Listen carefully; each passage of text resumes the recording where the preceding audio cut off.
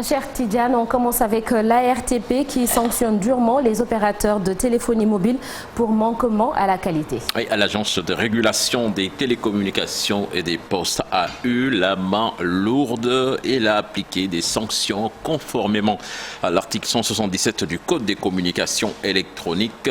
Et ça donne ce que vous allez voir tout à l'heure, plus d'1 milliard de francs CFA pour Expresso, près de 17 milliards de francs CFA pour la Sonatel et plus de 2 milliards pour Free.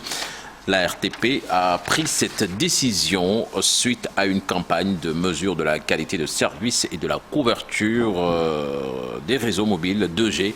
3G, 4G exploités par les opérateurs sur l'ensemble du territoire national. Nata. Et puis retenez que les députés convoqués à l'Assemblée nationale ce matin, c'est pour une révision de la Constitution, une procédure d'urgence donc pour le retour du poste de Premier ministre au Sénégal. Parler avec notre invité Serigne Mbacké Bara Dolly, député à l'Assemblée nationale.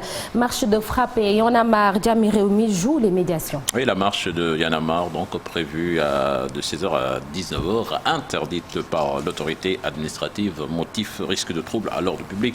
Entrave à la libre circulation des personnes et des biens sur un axe routier très fréquenté, notamment le vendredi après-midi, et application de l'arrêté Ousmane Gom.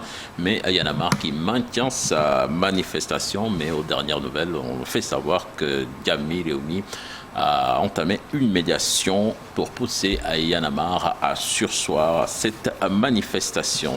Et on reparle du 3e mandat. Khalifa Ababacar Sall disqualifie Macky Sall. Khalifa Sall, qui était l'invité de Yoon avec El Hadji Assane Gueye, est convaincu qu'il sera candidat en 2024. Ce sera une candidature plurielle au niveau de la coalition Yewwi Askan Wi, précise-t-il. Je vous propose de l'écouter. Adopte une position, une posture, c'est son droit. Par contre, nous avons nos convictions. Nous considérons qu'il n'a pas droit à un 3e mandat et nous nous battrons pour que cela ne soit pas. C'est aussi clair que ça. Le président sait ce qu'il veut, où il va. Nous savons ce que nous voulons et vers où nous allons et vers quoi nous allons et comment nous allons y procéder. Il est acté dans la charte de Yewwi Askan Wi qu'on irait ensemble aux élections locales, on irait ensemble aux élections législatives et à l'élection présidentielle, nous avons préconisé la pluralité des candidatures.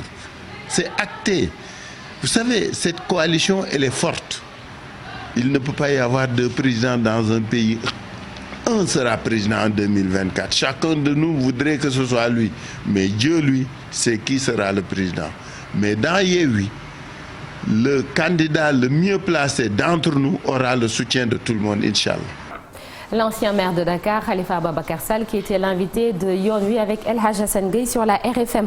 On parle sport à présent, 3e journée de la Ligue 1, l'attraction à Ziguinchor, où le Casa Sport reçoit le Jaraaf. Une affiche qui fait courir beaucoup d'observateurs de la Ligue 1, le classico du championnat sénégalais, raconté ici par des acteurs et observateurs dans ce sujet signé Mamadou Ndiaye. Casa Sport, Jaraaf de Dakar. Une affiche qui fait toujours saliver les fans et observateurs de la Ligue 1 sénégalaise. La presse spécialisée en a d'ailleurs fait son classico. Le Jaraaf n'est jamais descendu en division inférieure et le Casa Sport sur les 20-25 dernières années, je crois qu'il n'est descendu qu'une ou 2 fois. Donc c'est 2 équipes qui se rencontrent assez régulièrement et qui ont une rivalité sportive qui remonte à, je crois, la finale de la Coupe du Sénégal 1979, qui a vu le Casa Sport remporter son premier trophée en battant le Jaraaf par 2-0. C'était le Casa de la génération de feu Jules Bocandé.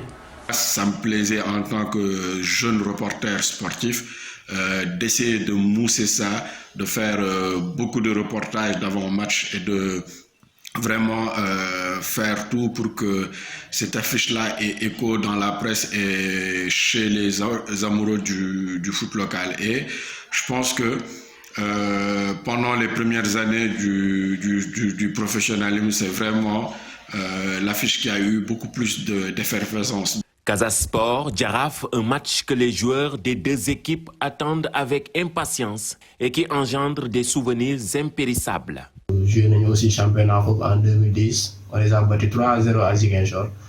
Je me rappelle d'un match en championnat, on est allé les battre chez eux 3-0. Mais ce qui m'a le plus frappé, c'est qu'on avait les mêmes couleurs, mais ils n'ont pas hésité à changer de maillot. Un geste fair-play, très remarquable. Donc, Jaraaf va recevoir nous forfait, mais ils ont pris ça avec vraiment beaucoup de sportivité.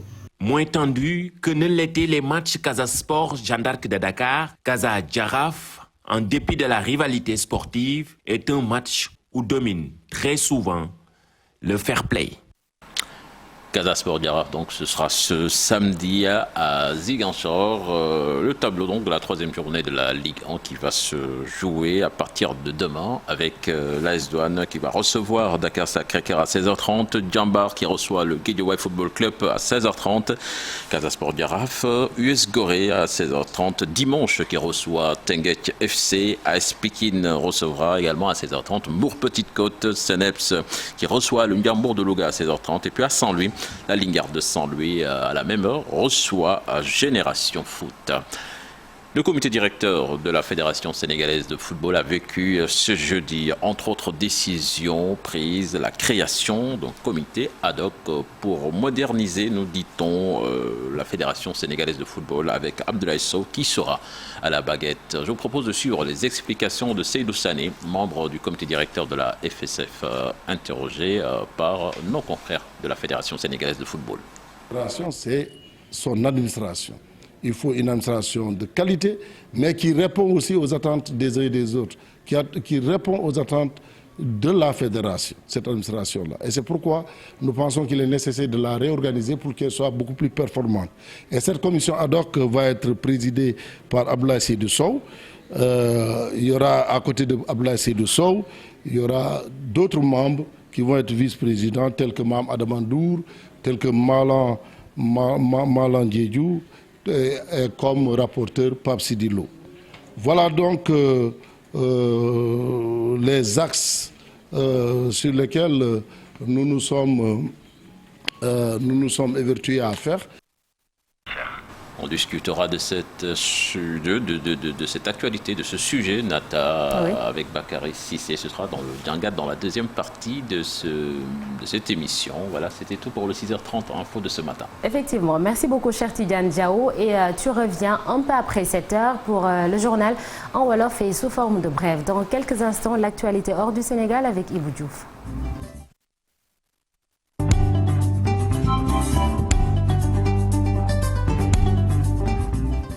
Bonjour Ibou. Bonjour Sornanata Djouma Moubaraka, nos très chers téléspectateurs qui nous suivent à ce moment. Bonjour également à la team. En forme? Plus ou moins.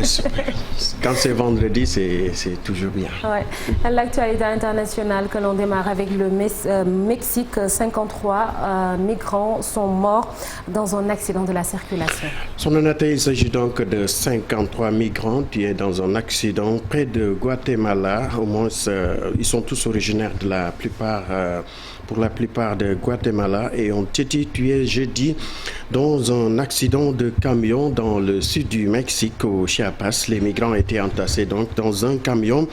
D'après les premières explications à la presse et à la protection civile.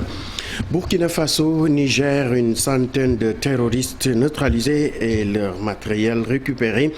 Tanli 2 est une opération conjointe entre les deux pays, à savoir le Burkina et le Niger.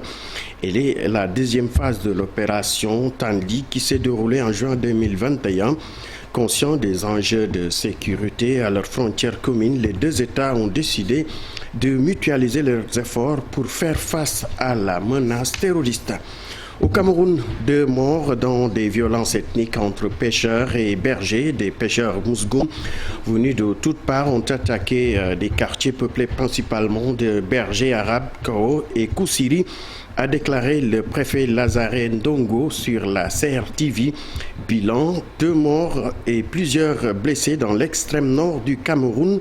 près de la frontière avec le Tchad. Au Nigeria, des navires de guerre pour répondre à l'insécurité. Le président nigérien Muhammadu Buhari s'est rendu au chantier naval de Lagos, la capitale commerciale, ce jeudi pour inaugurer donc des navires de guerre récemment acquis, ainsi qu'un bateau de défense pour l'arsenal de Victoria Island.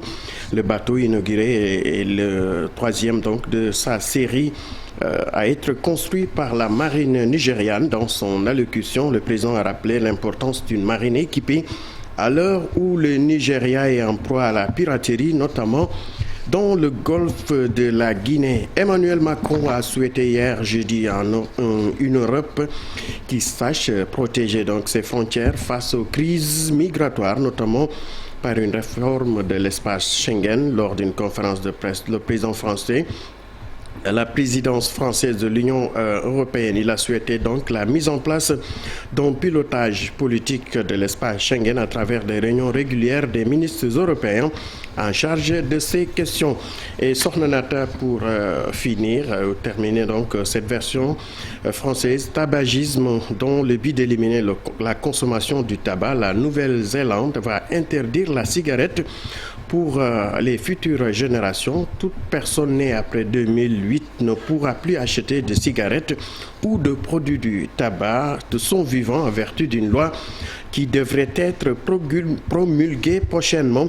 Les médecins et autres experts de la santé du pays ont salué ces réformes de pointe qui réduiront l'accès au tabac et limiteront les niveaux de nicotine dans les cigarettes. Sokhna Nata, c'était tout pour cette version française. On se retrouve dans quelques instants pour le Wolof. Merci beaucoup Ibou Diouf et on espère une loi pareille ici au Sénégal pour lutter contre le tabagisme. Certains se sentent visés sur le plateau. Merci Ibou Diouf. Dans quelques petites secondes, la une des journaux.